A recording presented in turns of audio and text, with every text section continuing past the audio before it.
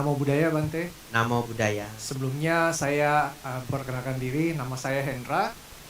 Dan sebelumnya juga saya ingin mengucapkan terima kasih dengan pernyataan Bante. Ada dua hal yang menarik sekali yang merupakan menjadi bekal ketika memberikan penjelasan. Yaitu yang pertama, kekelenteng di depan arca itu adalah kita melihat sebagai cerminan kebajikan. Itu satu hal yang positif sekali dan mungkin saya nggak tahu kalau saya secara pribadi itu untuk generasi muda seperti yang sekarang ini itu akan membantu melestarikan supaya umat juga datang ke kelenteng bisa jadi lebih banyak. Yang kedua adalah datang ke wihara untuk mempraktikkan puja bakti. Itu merupakan satu rangkaian dari dana, sila, samadhi, dan panya secara lengkap. Dan itu juga akan membantu mengajak kita umat Buddha untuk lebih rajin ke wihara nantinya. Karena itu merupakan salah satu praktek yang seperti Bante sampaikan. Iya. Pertanyaan saya sekarang adalah, tadi yang Bante sampaikan adalah dana, sila, samadhi, dan panya. Apakah memungkinkan, kalau dari yang coba saya renungkan, dana, sila, samadhi, dan panya ini merupakan satu urutankah? Atau bisa diawali dengan sila dulu kemudian dana? Atau maksud saya urutannya bisa dimix? Ataukah harus dana, sila, samadhi, dan panya? Dan kalau yang kemudian yang apakah untuk mengkonfirmasi dari yang Bante sampaikan, itu apakah saya bisa menarik ke satu kesimpulan bahwa semuanya akan bermuara baik yang 4 hal tadi, karma masa lampau, masa kini, kemudian kekuatan pikiran serta bantuan para dewa. Dari yang saya simpulkan kemudian akhirnya bermuara pada satu, perbuatan timbunan karma baik. Demikian Bante, terima kasih. Ya, baik, pertanyaan yang sangat bagus ya, Saudara Hendra. Bante, apakah praktik dana, sila, samadhi, panya itu urutannya sudah pakem atau tidak? Ya, jawabannya urutan itu tidak penting karena pada akhirnya kita harus mengembangkan keempatnya. Ketika Sang Buddha mengajar, ini cukup unik. Di dalam begitu banyak khotbah Sang Buddha, beliau kadang mengajarkan dana di depan. Jadi dana, sila, samadhi, panya. Tapi kadang-kadang beliau mengajarkan sila di depan. Jadi sila, dana, samadhi, dan panya. Hanya dari semua khotbah yang ada, samadhi dan panya itu seringnya diletakkan di belakang. Kenapa? Karena menurut saya itu sudah lebih ke intermediate level. Sudah lebih ke level selanjutnya. Jadi untuk orang yang baru belajar dhamma, target awalnya itu mempraktikkan dana dan sila. Bahkan ada pertanyaan seperti ini di dalam sutta. Jika kita memiliki orang tua yang tidak memahami dhamma, dan bahkan mereka tidak ingin belajar dhamma, apa yang harus kita lakukan? Sang Buddha mengatakan apa? Ajarkan dulu agar mereka tidak kikir. Ya. Dan itu adalah dana, betul ya? Kalau dia sudah tidak kikir, dia senang membantu orang. Yang pertama, ajarkan agar dia tidak kikir. Setelah itu, ajarkan dia untuk merawat 5 sila. Ya, jadi 4 hal tadi itu biasanya urutannya dana, sila, samadhi, panya, atau sila, dana, samadhi, panya. Ya. Yang kedua, Bante, apakah keempat tadi, karma baik lampau, karma baik saat ini, kekuatan pikiran, dan juga bantuan para dewa, bisa disimpulkan keempatnya itu adalah karma baik? Saya bisa menyimpulkan semuanya itu adalah sebab-sebab yang baik. Ya, mau disinonimkan sebagai karma baik juga bisa, tapi karena setiap poin itu punya spesifik yang berbeda-beda, ya, maka keempat ini adalah sebab-sebab yang baik. Atau dalam bahasa Pali disebut hal-hal yang kusala. Ya, hal-hal yang kusala yang membawa berkah. Kalau 4 tadi itu mau dipecah lagi, nah ini saya sudah membawa bekalnya. Kalau dipecah lagi, jadilah halaman 79. Tapi karena Bapak Ibu tidak di wihara, Bapak Ibu tidak punya parita biru, ya. Namanya parita biru.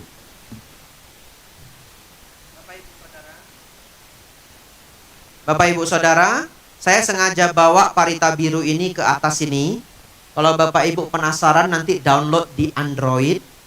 Ada aplikasi di Play Store namanya My Parita. Itu persis isinya ini semua. Bahkan ada soundnya, ada suaranya. Jadi kalau Bapak Ibu tidak tahu cara bacanya, ada MP3-nya ya.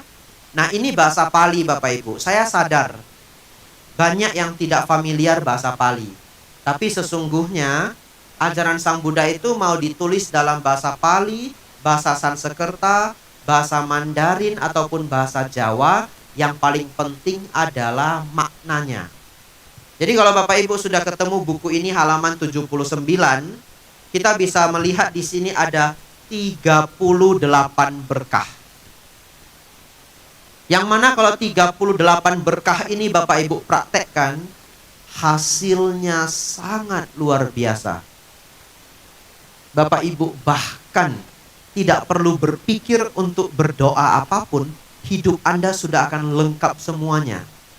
Karena Bapak Ibu akan mencapai tingkat di mana tidak diminta pun semua hal baik datang sendiri. Itu sudah lebih dari berdoa, betul ya? Kalau berdoa Bapak Ibu mau minta dulu, ini nggak minta, datang sendiri. Kalau Bapak Ibu mempraktekkan 38 berkah ini. 38 banyak Bante, praktekkan semaksimal mungkin. Saya baca sedikit bagian yang tidak mungkin Bapak Ibu tidak setuju. Siap-siap ya. Membantu ayah dan ibu, menunjang anak dan istri, bekerja dengan sungguh-sungguh, itulah berkah utama. Setuju Bapak Ibu? Setuju ya? Ada 38 Bapak Ibu. Saya baru baca 3 saja saya sendiri terharu. Ya, begitu saya membaca membantu ayah dan ibu, menunjang anak dan istri, bekerja dengan sungguh-sungguh, itulah berkah utama. Jangankan 38, 3 ini saja dilakukan dengan baik, luar biasa Bapak Ibu. Kalau Bapak Ibu masih punya ayah dan ibu di rumah, sekedar menelpon saja itu sudah membuat mereka bahagia. Bapak Ibu juga bahagia, betul? Sisihkanlah waktu untuk membantu ayah dan ibu. Bapak Ibu Saudara, ini ada 38 berkah ya, Manggala Sutta dalam Parita Suci.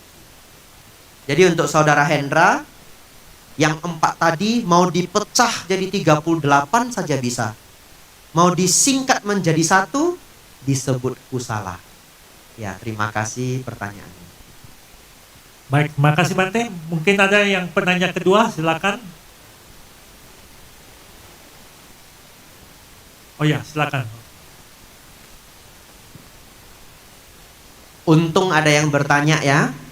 Karena kalau tidak ada yang bertanya, terpaksa saya tanya sendiri, jawab sendiri. Ya, Romo silakan. Selamat sore Bante. Selamat sore. Terima kasih atas kesempatannya. Nama saya Arianto. Dengan Arianto. Pak Arianto ya. Ya, silahkan. Saya ingin bertanya, bagaimana pandangan Bante terhadap tradisi Tionghoa, karena ini sudah dekat dengan tahun baru, tentang Feng Shui. Jadi praktek-praktek Feng Shui, karena juga biasanya menjelang tahun baru itu orang akan berusaha untuk memperbaiki rumahnya di mana supaya hokinya tambah baik begitu. Ya, baik. Terima kasih pertanyaannya ya. Pertanyaannya Feng Shui Bapak Ibu ya. Saya minum dulu ya.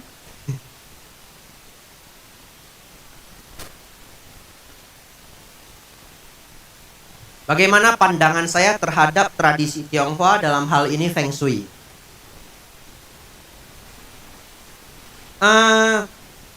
Saya setuju sebagian kalau Feng Shui itu membawa rezeki, ya. Tapi saya hanya setuju sebagian. Maksudnya begini, ada beberapa orang yang beranggapan kalau selama ini hidupnya sulit karena rumahnya salah desain. Misalkan dia percaya kalau pintu itu harus hadap ke dalam, tidak boleh hadap keluar. Kalau hadap keluar, rezeki nanti habis semua. Begitu ya? Karena dia percaya itu, kebetulan pula usaha ataupun kerjaan dia merosot, dia jadi percaya kalau pintu itu membawa sial. Saya tidak meyakini hal itu. Kenapa? Anda survei saja, orang satu Indonesia ini pasti ketemu orang sangat kaya yang pintunya hadap keluar. Pasti ketemu. Silahkan cari. Tetapi saya setuju sebagian. Sebenarnya di zaman dulu Feng Shui itu adalah seni melihat angin dan air dan hubungannya dengan rumah kita. Ya. Jadi Feng itu air, Feng itu angin, Shui itu air. Betul ya? Ya, 我不明白中文啊，可以一点一点。Bisanya Hokkien saya ya. Ya. Jadi Bapak Ibu Saudara, saya setuju sebagian. Kenapa? Ada rumah yang dibangun itu asal-asalan.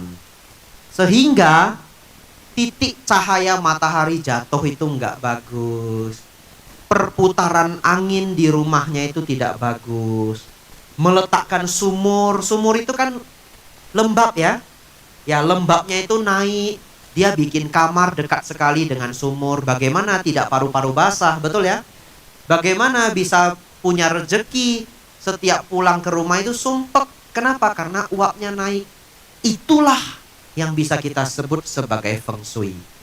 Jadi, saya setuju kalau seseorang merasa rumahnya belum nyaman, dia boleh cari ahli Feng Shui yang mengerti angin dan air. Orang zaman dulu itu menghitung gunung sejauh apa, matahari ada di mana. Kalau zaman sekarang itu namanya arsitek. Betul? Ya, zaman sekarang namanya arsitek.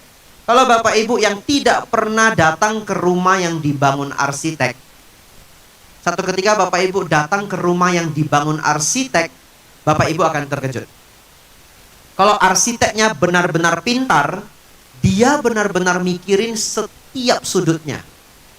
Kenapa kamar mandi harus di sini? Cahaya masuk dari mana? Bagian mana yang bisa bikin jatuh? Tangga itu harus seberapa tinggi supaya kita naiknya nyaman, turunnya nyaman.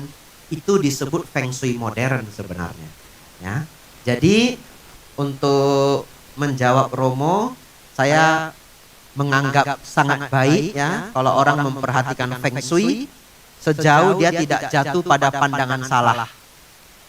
Kembali yang menjadi bakal kesuksesan kita, bakal keharmonisan keluarga, kembali pada tindak tanduk kita.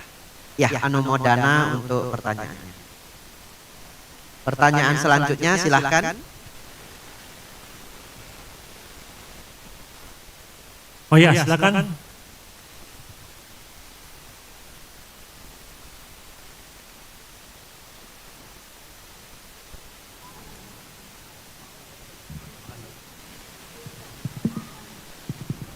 Tes. Sebelumnya nama budaya Bante. Nama budaya. Terima kasih atas kesempatan yang diberikan. Sebelumnya saya perkenalkan diri saya dulu. Nama saya Rivaldi. Jadi sejauh yang saya pahami, itu karma dan reinkarnasi itu cukup berkaitan satu dengan yang lain. Jadi ketika seseorang menimbung baik karma buruk ataupun karma baik, itu timing atau waktu kapan karma seseorang akan berbuah itu cenderung berbeda-beda. Bisa saja besok, atau bisa saja mungkin tahun depan, bulan depan, atau bahkan kalau reinkarnasi bisa kehidupan berikutnya baru akan berbuah. Mungkin untuk pertanyaan saya Bante, ini adakah hal-hal tertentu yang mengkondisikan timing atau waktu karma seseorang akan berbuah? Itu saja, terima kasih Bante. Ya, anumodana ya, Saudara Rivaldi. Ya, dari apa yang diajarkan oleh Sang Buddha,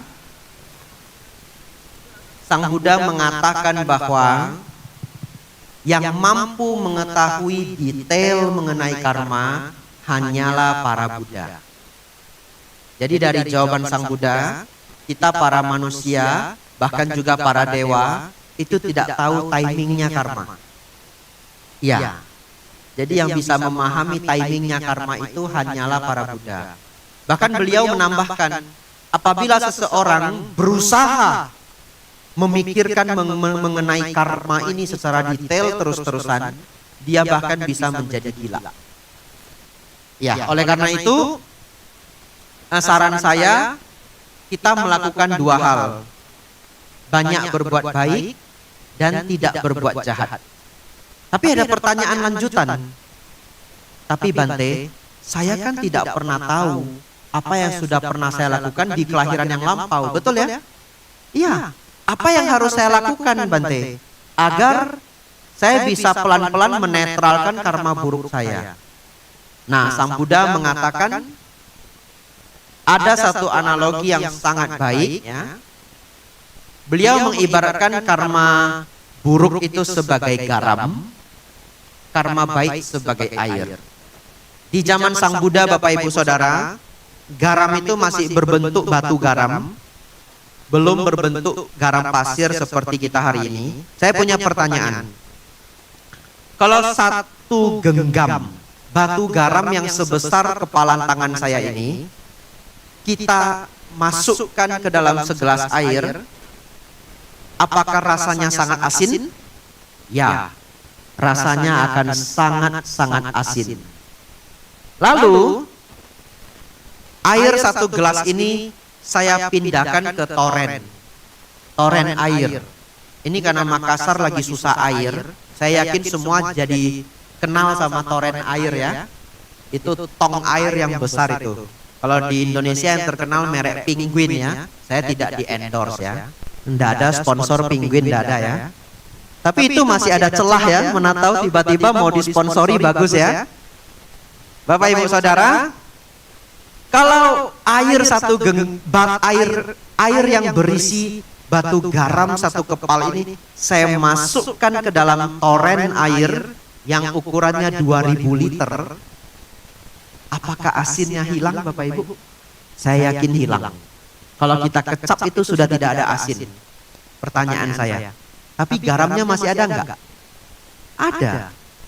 Oleh karena itu, dalam ajaran Sang Buddha, kita memahami bahwa karma buruk itu tidak bisa dihapus, tetapi bisa dinetralkan dengan cara terus ditambah air.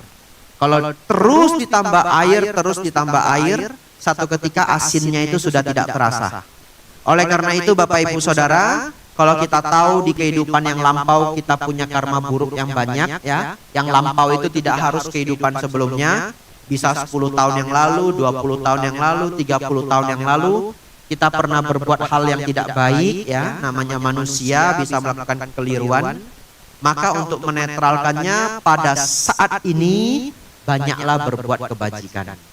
Bantulah sebanyak yang Bapak Ibu bisa orang yang perlu bantuan.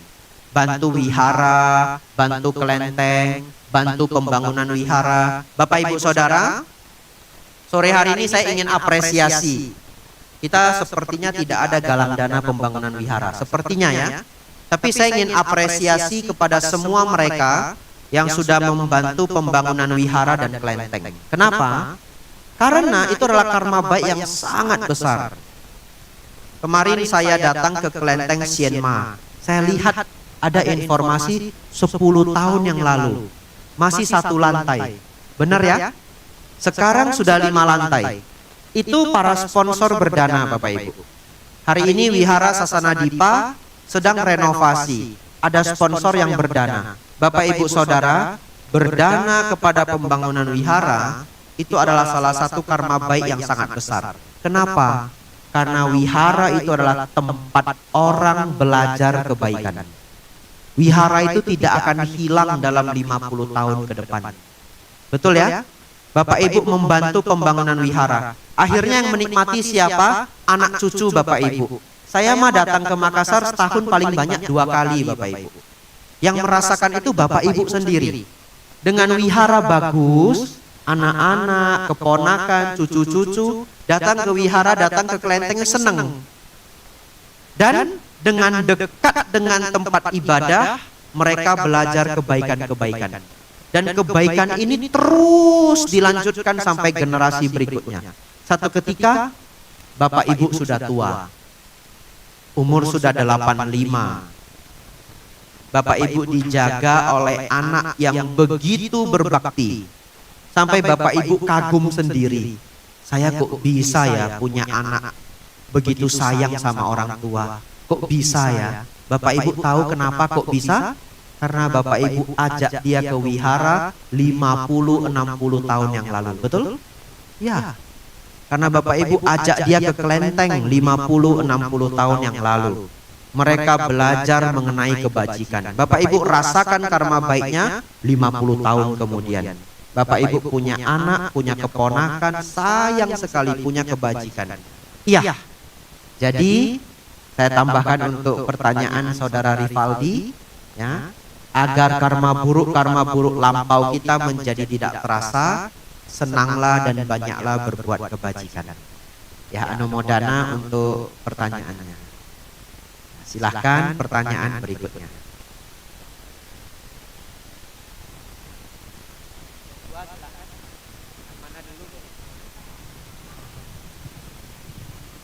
Selamat sore Bante, Namo Buddhaya. Selamat sore. Nama saya Eni. Saya mau bertanya Bante, tadi Bante katakan pikiran bawah sadar ada pengaruhnya. Sekarang kebanyakan di media sosial itu memakai doanya supaya bisa terkendali, yaitu magnetisme. Magnetisme itu mereka pakai sebagian melalui meditasi. Apa pengaruhnya itu Bante? Makasih banyak. Saya tidak pernah dengar mengenai magnetisme. Coba bisa Ibu tambahkan penjelasannya? Praktek mereka bagaimana? Praktek mereka itu seperti meditasi, lalu mereka pakai seperti apa ya? Kalau digambarkan itu mereka memakai seperti pikiran tergabung dengan keinginan dan doanya itu bisa terpenuhi atau terkabul. Ya, baik. Saya lumayan menangkap ya. Ya, baik.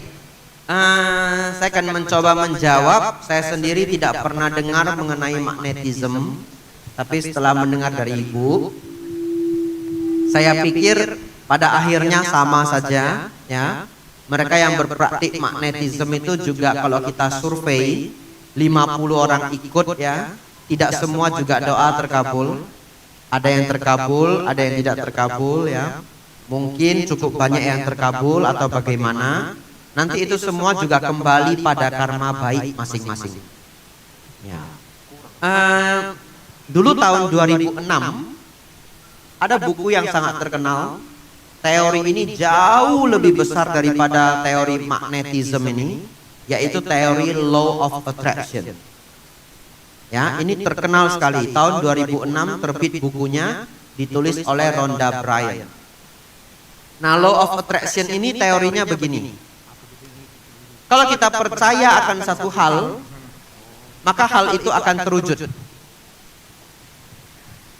Tetapi menurut teori ini, yang membuat keinginan kita tidak terwujud itu karena kita sendiri ragu pada keinginan kita. Sehingga kita harus bisa membuat keinginan, membuat harapan, tapi kita tidak boleh ragu pada harapan itu. Baik. Kalau kita resapi teori dari Law of Attraction ini, juga tidak akan kabur, tidak akan pergi dari ruang lingkup Dhamma. Kenapa demikian? Sama. Misalkan kita di satu ruangan ini, kita semua punya cita-cita. Biar saya samain semuanya. Kita bercita-cita bisa bahasa Spanyol. Begitu ya? Kita semua bercita-cita bisa bahasa Spanyol. Lalu kita semua menggunakan teori Law of Attraction ini. Besok saya akan bisa bahasa Spanyol. Saya meyakini. Besok kita bangun Bapak Ibu, tidak ada satupun dari kita yang bisa bahasa Spanyol. Tidak akan ada. Ya. Menurut teori Law of Attraction, kenapa tidak bisa? Karena alam bawah sadar kita tahu kalau kita belum pernah belajar bahasa Spanyol. Yang mencegah keinginan itu tidak terwujud jugalah diri kita. Ini teori law of attraction, ya. Tapi teori law of attraction ini tidak ada bukti researchnya. Ini hanya sebuah teori yang sangat populer. Kita kembali pada Dhamma. Kalau kita satu ruangan ini bercita-cita, berkeinginan bisa bahasa Spanyol, maka secara Dhamma kita harus bagaimana? Sama. Hukum sebab akibat. Akibatnya adalah ingin bisa bahasa Spanyol. Sebabnya apa? Belajar bahasa Spanyol. Jadi kalau Anda tidak belajar, ya, apapun yang Anda lakukan, Anda tidak akan mungkin bisa bahasa Spanyol. Tetapi kalau Anda mulai belajar, kita mulai menghafal kosakata, lalu kita membuat tekad adithana. Semoga saya benar-benar berhasil belajar bahasa Spanyol ini dalam waktu 4 tahun. Maka setelah kita beradithana, karma baik itu mulai berbuah. Apa karma baik yang berbuah? Kita sembari belajar, tiba-tiba ada yang ngirimi kita kado. Tiba-tiba ada yang ngirimi kita kado. Kita buka kadonya, kamus lengkap bahasa Spanyol. Nah itu karma baik berbuah. Betul ya? Padahal kita belajar bahasa Spanyolnya diam-diam, gak cerita ke siapa-siapa. Jadi setelah kita beradithana, karma baik mulai terkondisi. Tapi kita tetap harus berjuang membuat sebab-sebabnya agar kesuksesan itu bisa dicapai. Ya, saya tidak tahu lengkap mengenai magnetism, tapi saya yakin apa yang baru saya bahas ini akan menjawab praktek-praktek lainnya. Ya, terima kasih banyak pertanyaannya, Bu. Silahkan pertanyaan dari Bapak di sini. Bapak yang baju kuning, silahkan. Terima kasih, namo budaya Bante. Bante, tadi Bante ceramah, saya jadi tertarik hendak mencoba keberuntungan si sopir itu Bante yang jual beli mobil. Saya pikir begini, besok atau kapan Bante ada waktu saya undang ke rumah supaya saya uji coba supaya toko saya juga ramai Bante. Kita buktikan Bante. Saya bertekad demikian Bante. Kedua, saya mempunyai kebiasaan yang buruk Bante. Mungkin waktu kecil atau karena kebiasaan dari muda latihan bela diri, jadi sedikit terpercaya diri Bante. Dulu dimanapun saya dengar ada perguruan bela diri, saya ke sana berkunjung memberi penghormatan dan uji coba langsung. Sampai hari ini tua-tua begini masih begitu. Nah kemudian saya ke Manado, ada perguruan Trisula Sulut. Itu dia kasih begitu aja orang terlempar Bante. Oh saya tidak percaya itu, saya bilang saya tidak percaya. Kapan saya ketemu guru besarmu? Dipertemukan Bante. Nah ini saya hubungkan dengan kata karma kita, jimat kita kan dana sila sama adi. Nah saya pikir saya termasuk orang yang kalau tuh melanggar tidak berat-berat banget gitu loh Bante. Dalam melakukan pelanggaran sila. Saya mau uji coba begitu Bante. Nah siapapun dia begitu terlempar, polisi, tentara, latihan bela diri sama mereka di Trisula Sulut. Saya maju, terlempar juga Bante. Saya pikir sila sama di saya lemah kali. Begitu, tapi saya pulang ketemu kakak seperguruan saya. Ada ilmu begitu, bilang iya. Dia kasih perumpamaan yang baik. Ini tinju saya. Kamu pakai sila atau tidak, saya tinju kena. Latihannya bagus. Kamu punya praktek sila dan baik, atau kalau saya hajar pasti kena. Oh, kalau begitu bagaimana? Saya pikir terhadap kalau ke tempat bahaya apa tadi Bante ke gunung toh tidak bisa turun juga ya betul. Tapi kalau ketemu yang begitu bagaimana Bante? Ini jadi mudah-mudahan kita bisa lebih meyakinkan saya Bante, karena di Manado itu saya lihat betul Bante. Dia hanya pakai tangan, dia tidak kentar Bante, hanya begini aja udah terlempar orang Bante. Dan saya suka sekali dia bilang zaman sekarang jangan lagi latihan bela diri. Kenapa? Loh, kalau kita bela diri, CCTV lihat kenyataan kita memukul orang, kita yang masuk polisi Bante, walaupun bela diri. Dan di Jakarta sering terjadi orang jambret, yang dijambret itu masuk tahanan. Tapi kalau dengan punya ilmu seperti yang pakai tenaga batin itu, mereka begini aja, itu sudah terlempar. Dan tidak ada bukti bahwa saya memukul orang gitu Bante. Itu maksud saya Bante. Terima kasih Bante. Nama budaya. Ya, namo budaya ya. Pertanyaannya bagus. Ya.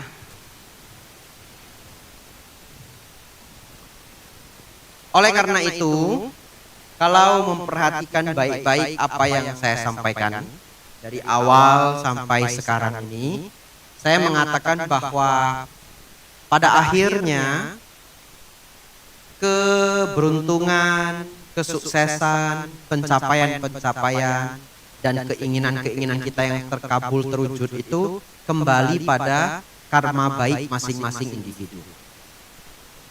Nah, cerita yang saya sampaikan tadi, bapak yang mengaku setiap mengantar saya itu mobilnya jadi laris, ya.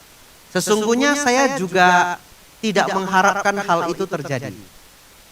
Ya, jadi saya benar-benar tidak ada ikut campur dalam kepenglarisan itu, begitu ya.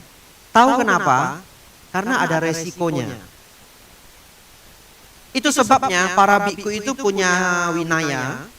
Salah satunya adalah seorang biku itu tidak boleh menceritakan semua pencapaian batin yang telah dia capai. Tidak boleh. Ya. Seorang biku itu tidak boleh memamerkan apapun kalaupun dia memiliki kesaktian. Tidak boleh. Kenapa? Karena dua hal.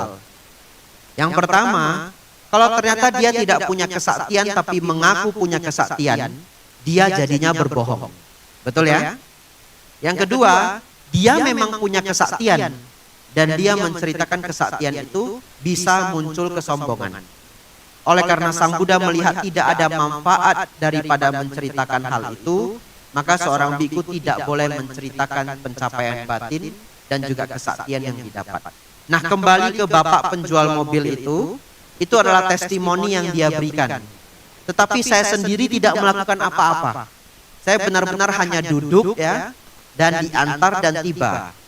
Dan saya pribadi sebenarnya tidak favorit ya kalau bapak itu berpikir begitu. Kenapa? Karena begini. Kalau selama ini dia datang ke wihara hanya untuk melariskan mobil, bagaimana kalau satu ketika dia mengantar saya lalu mobilnya tidak laris lagi? Betul ya? Maka dia akan kehilangan keyakinan terhadap ajaran Buddha. Dan itu begitu murah dan begitu tidak berharga dia meletakkan keyakinan dia hanya pada mobil terjual atau tidak. Betul ya? Sangat baik apabila dia letakkan keyakinan dia pada kebijaksanaan yang didapat dari Buddha Dhamma Sangha. Nah, yang kedua, bagaimana bukti ya bahwa dana sila samadhipanya itu benar-benar luar biasa? Buktinya bisa kita rasakan secara langsung. Ya. Kalau kita ingin membuktikan hari ini kita berdana 10.000, 20.000 ke kotak dana di wihara, mengharapkan besok toko kita laris, itu belum tentu terjadi. Kok bisa Bante? Karena yang namanya karma itu timingnya kita tidak pernah tahu. Dan itu juga sering menjadi mindsetnya beberapa orang. Ya, itu seperti mencari keuntungan. Berdana 20.000, mengharapkan nanti untungnya 2 juta.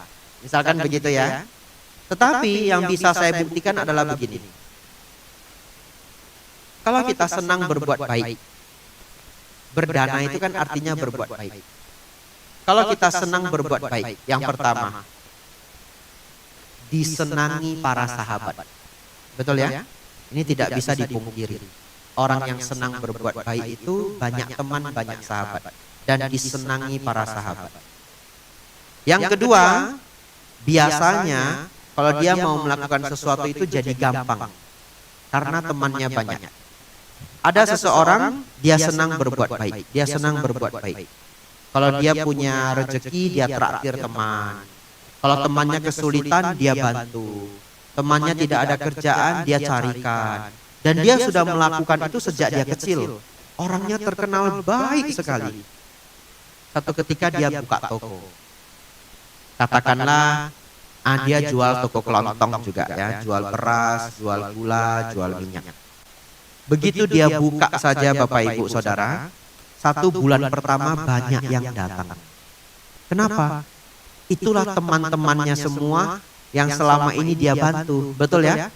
Kalau bahasa Medan namanya kaukuan. Ya, dia datang itu kaukuan teman. Nah, kalau Bapak Ibu buka toko apa saja, apalagi jual makanan ya, 1 bulan pertama itu adalah yang paling krusial. Kalau Bapak Ibu jual makanan, buka rumah makan, 1 bulan pertama Anda sepi, maka biasanya sepi terus, betul ya? Dan semua peralatan yang sudah dibeli itu kan harganya mahal. Tapi 1 bulan pertama Anda buka, apa yang bisa Anda harapkan? Apakah Anda mengharapkan makanan Anda enak? Orang tidak tahu makanan kita enak apa enggak. Apalagi zaman sekarang, orang ke restoran itu lihat apa? Lihat bintang. Bintangnya Google. Betul ya? Dan kita belum punya bintang di Google. Dari mulut ke mulut, belum ada orang yang nyoba makanan kita. 1 bulan pertama yang begitu krusial itu ternyata sulit sekali dilalui. Tapi karena kita senang sekali berdana membantu banyak orang, tidak disangka 1 bulan pertama semua teman kita datang. Siapa yang mau datang di 1 bulan pertama? Bintang belum ada, orang belum tahu rasanya, yang mau datang adalah orang yang kenal dengan kita. Akhirnya rumah makan kita selalu ada yang datang 1 bulan pertama. Dan itu menjadi daya tarik. Orang lain ikut datang, orang lain ikut datang. Teman kita hanya bisa membantu kita 1 bulan pertama. Sisanya ada pada perjuangan kita. Kalau makanan kita benar-benar enak, nyaman tempatnya, suasananya enak, harga tidak terlalu mahal, maka jalan sendiri. Nah, itu hal yang tidak bisa kita pungkiri dari hasil dari berbuat baik. Ya. Yang kedua, sila. Bagaimana sila melindungi kita? Tadi Bapak mengatakan zaman sekarang sudah tidak perlu belajar bela diri. Ya, kalau mau belajar bela diri yang kebatinan aja. Begini orangnya bisa terbang ya. Jadi kena CCTV aman gitu ya.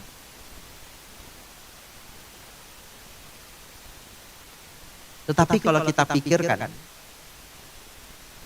belajar bela diri silahkan, tapi praktek sila itu lebih melindungi dari bela diri apapun. Ya. Praktik sila itu lebih melindungi dari bela diri apapun. Kenapa? Kalau kita berantem dengan satu orang, sebetapa kuatnya pun kita, kalau dia dendam, besok dia masih bisa nyari kita. Sehebat apapun kita, karate dan hitam dan 5, taekwondo dan 4. Misalkan ya, latihan tinju 10 tahun, judo dan kawan-kawan. Misalkan ya, tapi Anda tidak bisa tahan ditabrak mobil, betul ya? Anda tidak bisa tahan ditabrak mobil. Jadi kalau kita menang pun hari ini kita melawan dia, biarpun kita yang benar, tapi dia dendam. Bisa saja besok kita ditabrak mobil. Dan itu benar-benar terjadi di dekat rumah saya. Waktu saya kecil, ada seorang pelatih judo yang sangat kuat. Tidak tahu dia ribut dengan siapa, akhirnya dia ditabrak mobil. Saking kuat badannya, ditabrak yang pertama dia tidak mati, hanya masuk rumah sakit. Tapi akhirnya dia ditungguin orang, dia ditabrak yang kedua kali, dan akhirnya dia mati. Nah, kalau begitu, apa salah satu perlindungan yang terbaik? Saya merasa kembali adalah sila. Dengan sila, ketika kita bermasalah dengan orang, kita tidak berpikir untuk menyerang. Kita berpikir untuk minta maaf. Betul ya? Kita berpikir untuk menurunkan ego kita. Sangat sering Bapak Ibu Saudara serempet di jalanan. Kalau Bapak Ibu naik mobil serempet di jalanan, Bapak Ibu hati-hati. Bapak Ibu tidak tahu Anda sedang menabrak siapa. Betul ya? Anda benar-benar tidak tahu, itu random banget itu. Dan itu cukup berbahaya. Bisa jadi orang yang Anda senggol itu sedang punya masalah yang penat sekali. Atau bisa jadi orang yang Anda senggol itu sudah berpikiran untuk bunuh diri. Kita tidak pernah tahu. Lalu kita ajak dia berantem di jalanan. Wah, cukup dia pas dia. Oh, saya memang sudah mau mati. Mari kita mati sama-sama. Betul ya? Dia keluarkan pisau, dia tusuk lawannya, tusuk dirinya. Kita tidak pernah tahu. Tetapi dengan merawat sila, punya meta, karuna, mudita, UPK, ingat ajaran Sang Buddha, anicca, dukkha, anatta, kita senggol orang, kita turun. Pak, maaf Pak. Ini kekeliruan. Begitu orang dengar kata maaf saja, mungkin marahnya sudah hilang 50%. Betul ya? Ya, maaf dulu. Nanti masalah kita kelarkan. Kalau Bapak Ibu punya asuransi ya lebih gampang lagi. Tapi belum tentu semua orang bisa begitu. Oleh karena itu, sila sebagai perlindungan. Kita tidak ganggu orang, kita tidak bunuh orang, kita tidak ngambil barang orang, kita tidak mengganggu pasangan hidup orang. Kita tidak melukai orang lain dengan ucapan, dan kita tidak mabuk-mabukan. Ini jauh lebih kuat daripada bela diri. Ada satu bela diri yang sangat terkenal, namanya Aikido. Ada yang pernah dengar Aikido? Itu bela diri Jepang ya. Yang tidak tahu nanti cek di Google. Penemunya namanya Osensei Morihei Ueshiba. Ya. Jadi Bapak tanya mengenai bela diri, sebenarnya saya cukup banyak tahu bela diri. Ya, pendiri judo itu Osensei Jigoro Kanokai. Nah, Osensei Morihei Ueshiba itu pernah ngomong begini. Cara untuk menang dalam setiap pertandingan adalah dengan tidak bertarung. Betul ya? Iya. Bayangkan seorang master. Dulu Osensei Morihei Ueshiba ketika di Jepang, dia masih lahir di zaman Perang Dunia Kedua. Dan dia menantang prajurit-prajurit Amerika. Tidak pernah ada satu orang pun yang menang. Dia punya dojo, tempat latihan di atas gunung. Dia hidupnya seperti pertapa. Jadi dia seorang ahli bela diri tapi hidup seperti pertapa. Walaupun dia punya anak istri ya. Maksudnya pertapa itu adalah dia menyepi, hidup sederhana ya. Menjaga kebaikan, menjaga moral. Dia menantang begini, siapapun yang bisa menang lawan saya sparring 1 lawan 1, dojo tempat latihan saya semua untuk dia. Karena dia berpikir begini, kalau ada orang yang lebih kuat dari saya tidak pantas menjadi guru. Saya pantasnya menjadi murid. Sejak itu datanglah ahli-ahli bela diri dari berbagai daerah menantang guru tersebut. Ada seorang ahli taekwondo datang menantang. Mereka sparring, kalah, jadi muridnya. Muridnya yang taekwondo ini sekarang buka aliran baru. Namanya Hapkido. Jadi bela diri Hapkido itu perpaduan Aikido dan taekwondo. Ada yang datang dari judo, kalah, jadi muridnya. Bahkan ada satu yang menantang sparring, kalah dan meninggal. Tetapi orang sekuat dia memberitahu kita cara terbaik untuk menang dalam setiap pertarungan adalah dengan tidak bertarung. Begitu ya? Nah, jadi Bapak Ibu nanti pulang, ini guyon ya. Kalau istri atau suaminya ngomel, bilang begini. Cara terbaik untuk menang melawan kamu dalam setiap debat adalah dengan tidak berdebat. Sabe sata, bawantu sukitata. Begitu ya. Ya, jadi anumodana pertanyaannya ya. Saya pikir dana sila sama dipanya benar-benar bisa kita buktikan dalam kehidupan sehari-hari dalam cara pandang kebijaksanaan. Samadhi, meditasi. Samadhi itu Bapak Ibu, waduh, kuatnya luar biasa. Kuatnya luar biasa.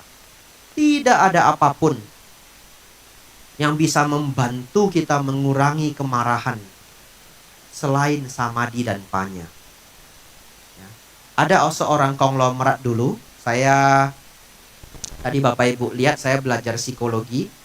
Ada seorang kaya, tapi dia pemarah sekali.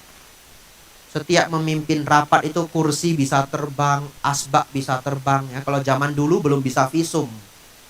Ya, kalau zaman sekarang sih sudah tidak berani ya. Sempat ada rekaman habis. Tapi kalau zaman saya kecil sih tidak ya.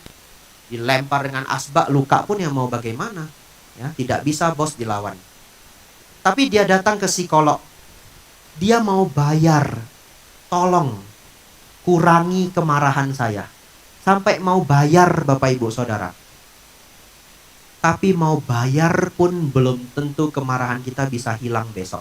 Betul ya? Bagaimana kita mengurangi kemarahan kita ini? Belajar dhamma. Belajar meditasi. Saya sering mengajarkan meditasi, tidak sulit ya. Nafas masuk, nafas keluar. Dan setelah dipraktekkan 4 bulan itu efeknya sudah terasa. Bapak Ibu akan langsung merasa. Kalau dulu diomongin sedikit sudah marah. Sekarang lumayan. Sudah tidak marah. Kalau dulu Bapak Ibu ngambeknya seminggu, setelah belajar dharma, meditasi, samadhipanya berkembang. Kalau Bapak Ibu ngambek 1 hari saja ya sudah kelar. Itu menjadi bukti bahwa kemarahan kita berkurang. Jadi samadhi dan panya itu sangat terbukti kalau kita mau mempraktekkannya. Ya, Anumodana, terima kasih pertanyaannya. Ya, silahkan pertanyaan selanjutnya. Hari ini luar biasa, pertanyaannya bagus-bagus semua ya. Masih ada yang ingin bertanya? Ya, mungkin saya Bante. Kalau tidak ada yang ingin bertanya, saya ingin bertanya Bante. Pernah ada sebuah tulisan yang mengatakan seperti ini Bante. Doa secara psikologis dapat membantu seseorang untuk menjadi lebih tegar. Namun di sisi lain, mampu merapuhkan mental manusia karena sangat bergantung pada sesuatu yang di luar dirinya. Ini disebut sebagai hakikat doa yang benar. Bagaimana menurut Bante? Iya, menurut saya ada benarnya. Baik, saya beri contoh.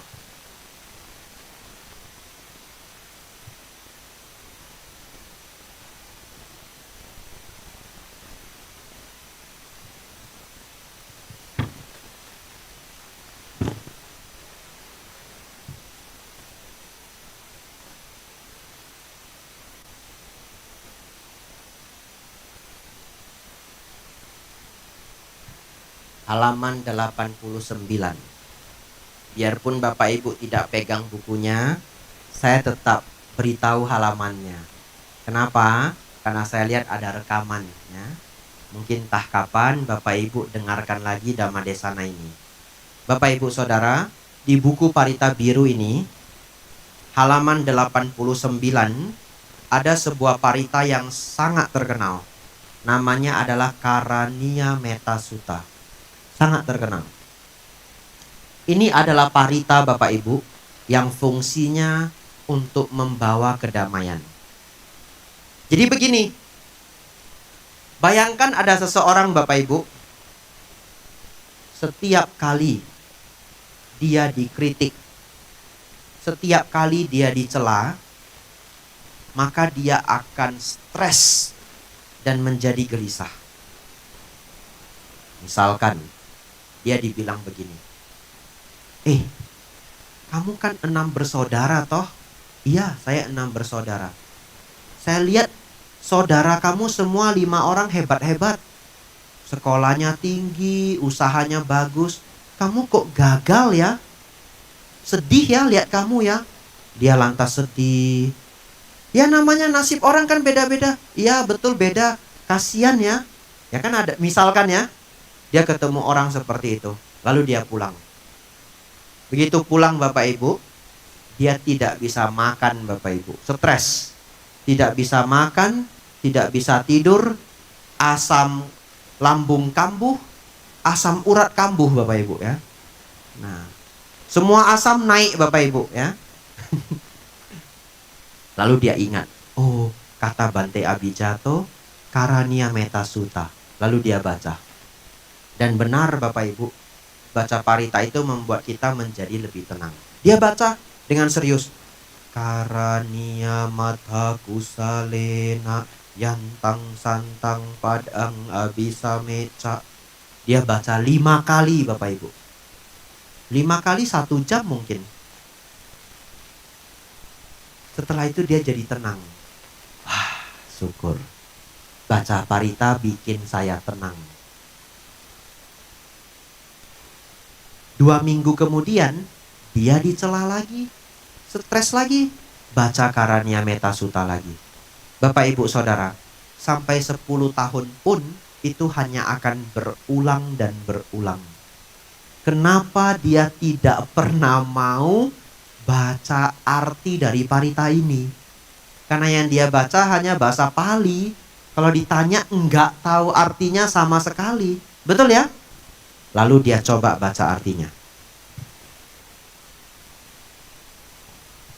Lihat ya. Paragraf pertama. Inilah yang patut dikerjakan oleh ia yang tangkas dalam hal yang berguna, yang mengantar ke jalan kedamaian, sebagai orang yang cakap, jujur, tulus, mudah dinasehati, lemah lembut, tidak sombong. Dan di paragraf berikutnya ada kata rendah hati. Tapi tidak saya baca semuanya. Saya ulangi bagian yang penting. Menjadi orang yang cakap, jujur, tulus, mudah dinasehati, lemah lembut, tidak sombong, rendah hati. Baik. Dia baca semua ini Bapak Ibu, isinya sangat luar biasa. Setelah dia sering baca ini, beberapa bulan kemudian dia dicela Bapak Ibu. Saya lihat kakak kamu kok semua berhasil ya. Sekolahnya pada tinggi-tinggi. Lah kamu kok susah ya. Tapi dia ingat, menjadi orang itu jujur, tidak perlu sombong, harus lemah lembut dan rendah hati. Dia jawab apa? Ya, saya dulu waktu kecil sakit. Jadinya otak saya kurang kuat. Kakak-kakak saya ya beruntung. Ya, tapi saya senang. Setidaknya di keluarga saya punya kakak-kakak yang pintar. Betul? Ya. Ada stres? Ada, sedikit. Karena dia belum mencapai arahat. Mungkin dia bisa sedih, dia bisa kecewa. Tapi setelah dia belajar ini, jadi orang yang cakap, jujur, lemah lembut, tidak sombong, rendah hati. Jujur itu artinya apa? Ya menerima saja apa adanya. Mudah dinasehati. Ketika dia dicelah, bahkan celaan itu tidak menjadi pukulan. Dan kalau Bapak Ibu sering dicela tapi tidak berhasil, orang yang mencela itu sudah males Bapak Ibu. Betul ya? Orang yang mencela itu sudah males. Jadi sebenarnya kalau Bapak Ibu dicela, dikritik itu biasa saja. Ingat saja Karania Metta Sutta. Jawab saja dengan lemah lembut. Ya. Saya lihat kamu di kantor kok nggak naik pangkat terus ya? Kamu kayaknya kurang kebajikan itu. Misalkan ya, ada orang itu sakit hati loh Bapak Ibu. Ada orang sakit hati, dan dalam Dhamma yang sakit hati itu disebut kurang bijaksana. Tapi ya tidak apa-apa, belajar menjadi bijaksana. Satu ketika Bapak Ibu dicela. Kamu kok tidak naik pangkat? Dan begini dan begitu. Jawab saja dengan lemah lembut. Ya, saya sudah berjuang. Di kantor ini kan kantor nasional, sistemnya itu nasional. Kadang bos di pusat itu bahkan tidak kenal saya. Misalkan ya. Tapi ya mudah-mudahan pada waktunya saya bisa dipromosiin. Ya kamu doakan dah. Betul ya? Dia niatnya mencela Bapak Ibu. Begitu Bapak Ibu mengatakan, ya kamu doakan dah. Dia bisa apa coba? Betul ya? Dengan kita belajar lemah lembut, jujur, cakap, mudah dinasehati, tidak sombong, rendah hati, hal-hal yang dulu membuat kita tidak damai, sekarang membuat kita damai. Pertanyaan saya, apakah itu bisa didapatkan hanya dari sekedar doa? Tidak bisa. Itu hanya bisa dikembangkan dari belajar Dhamma, merenungkan Dhamma, mendiskusikan Dhamma, dan kalau ada waktu dan sanggup mengajarkan Dhamma dan bermeditasi. Jadi tadi apa yang dikatakan, apa yang disampaikan Pak Miguel itu sangat benar ya. Kalau berhenti hanya pada di doa, bisa saja membuat kita menjadi orang yang lemah. Jangan berhenti hanya pada di doa, tetapi kembangkanlah kebijaksanaan. Persis sama. Bapak Ibu baca parita, jangan berhenti hanya di bahasa Pali. Kalau Bapak Ibu baca sendiri di rumah, hayati maknanya. Mungkin nanti tahun 2024 ya, tidak janji ya, karena janji itu adalah beban ya. Saya akan banyak membahas parita-parita yang ada di sini. Saya buat menjadi ceramah-ceramah yang menyenangkan, 30 menit atau 40 menit ya. Jadi Bapak Ibu nanti tinggal ikuti saja pelajaran Karania Metta Sutta, Manggala Sutta ya. Saya buat menjadi pelajaran yang nyaman untuk dipelajari. Ya, anumodana ya pertanyaannya. Ya, baik, mungkin kesempatan terakhir masih ada yang ingin bertanya sebelum kita tutup. Ya, silahkan di sebelah kiri. Oh ya, silakan.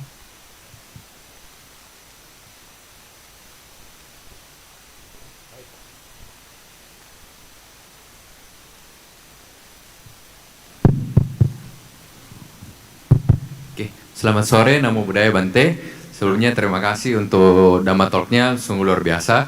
Dan terima kasih untuk kesempatannya untuk bertanya. Sebelumnya perkenalkan, nama saya Thompson.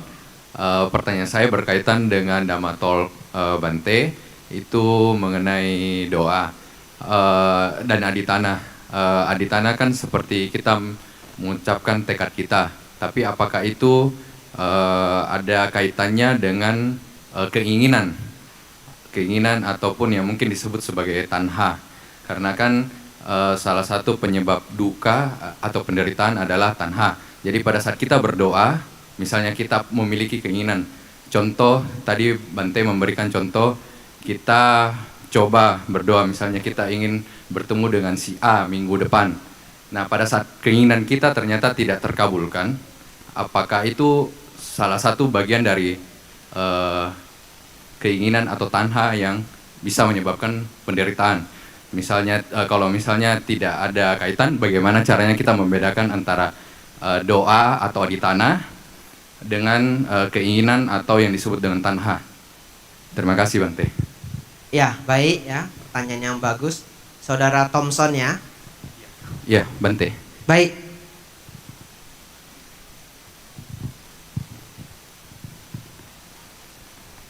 Begini, aditana itu adalah membuat tekad ya, dan kita berharap harapan kita bisa terwujud. Dan apabila kondisinya tepat, karma baik berbuah, maka harapan kita bisa terwujud. Bagaimana Bante kalau harapan itu tidak terwujud? Yaitu adalah bagian dari kehidupan. Ya, kita belajar bahwa tidak setiap keinginan kita itu pasti tercapai. Tapi kalau kita menyenangi proses, kita adalah orang yang menyenangi proses, tidak melulu mengharapkan hasil untuk datang seinstan-instannya, tetapi kita adalah orang yang mencintai proses, maka sebenarnya harapan-harapan itu satu ketika akan terwujud oleh karena perjuangan dan juga daya upaya kita. Tetapi pertanyaan yang penting dari saudara Thompson itu adalah, bagaimana Bante kalau keinginan itu menjadi tanha, karena tanha itu penyebab duka? Baik. Ini pertanyaan sangat bagus Bapak Ibu Saudara, menutup acara kita pada sore hari ini. Tadi menurut Pak Miguel ini pertanyaan terakhir ya. Keinginan itu dalam bahasa Pali dibagi menjadi dua. Yang pertama adalah canda dan yang kedua adalah tanha. Ketika Sang Buddha mengatakan bahwa tanha adalah sebab duka, itu semua adalah keinginan-keinginan yang berhubungan dengan kekotoran batin. Jadi kalau keinginan kita itu disertai dengan dosa, loba, dan moha, keinginan itu bisa menjadi penderitaan. Tetapi kalau keinginan-keinginan kita adalah keinginan yang baik, itu dalam bahasa Pali disebut canda. Contoh, saya ingin menjadi bikku. Bukankah ada kata ingin di sana? Betul ya? Ya, tapi yang ingin menjadi bikku itu adalah melepaskan kotoran batin, berjuang mengurangi kotoran batin. Itu disebut canda. Saya ingin membahagiakan kedua orang tua saya. Itu adalah canda. saya ingin belajar sungguh-sungguh supaya nanti besar saya bisa menjadi dokter. Itu adalah canda. Kesalahpahaman umat Buddha yang terbesar adalah menerjemahkan semua keinginan adalah penderitaan. Karena tanha diterjemahkan sebagai keinginan, tapi mereka lupa. Beda bahasa itu punya beda vocabulary usage. Ya, jadi setiap bahasa itu punya cara menggunakan kosakata yang berbeda. Dalam bahasa Pali, mereka sudah langsung membedakan keinginan itu menjadi dua kata, canda dan tanha. Oleh karena ini, saya harapkan semua Bapak Ibu Saudara yang hadir sore hari ini jadi paham, tidak semua keinginan itu disebut sebagai sebab penderitaan. Hanya keinginan-keinginan yang berakar pada dosa loba moha disebut tanha. Keinginan-keinginan yang baik, apalagi yang kusala, itu disebut canda. Ya, Anumodana, terima kasih untuk pertanyaannya, bagus sekali. Ya, saya kembalikan kepada moderator Pak Miguel. Baik Bante, terima kasih atas jawaban Bante yang sangat luar biasa dan juga pemaparan Bante yang sangat menginspirasi kepada kita semua tentang mengapa doa tidak terkabul. Izinkan saya untuk mungkin menyampaikan beberapa poin penting Bante agar menjadi pemahaman kepada para undangan sekalian, bahwa doa dalam Buddhis sebenarnya bukanlah merupakan suatu permintaan, tetapi adalah tekad atau adithana. Sesungguhnya saat kita berdoa, yang membuat doa itu terkabul adalah karma baik yang berbuah dan pikiran yang positif. Agar doa bisa terkabul, maka dia dipengaruhi oleh 4 faktor. Yang pertama adalah karma baik lampau, yang kedua karma baik saat ini, yang ketiga kekuatan pikiran, dan yang keempat adalah bantuan para dewa. Kembali kita kepada inti ajaran Buddha, bahwa inti ajaran Buddha bukanlah menekankan hanya semata-mata pada teori, tetapi juga menitik beratkan pada praktek. Jadi untuk meraih berkah dalam kehidupan ini yang dibutuhkan adalah praktek. Ya, demikianlah Dhamma Talk spesial kita pada siang hari ini dalam rangkaian ulang tahun ke-10 Pemuda Buddhis Buddha Sasana Kelenteng Shenma. Terima kasih banyak kami aturkan atas kehadiran dan kesempatan untuk berbagi dhamma oleh Bante Abhijato yang sudah dengan luar biasa membagikan pemahaman kita semua, dan kami tunggu Bante tahun depan. Terima kasih Bante. Baik ya, semoga Bapak Ibu Saudara semakin maju dalam dhamma, semakin maju dalam kehidupan. Sabe sata bhavantu sukhitata. Semoga semua makhluk hidup berbahagia.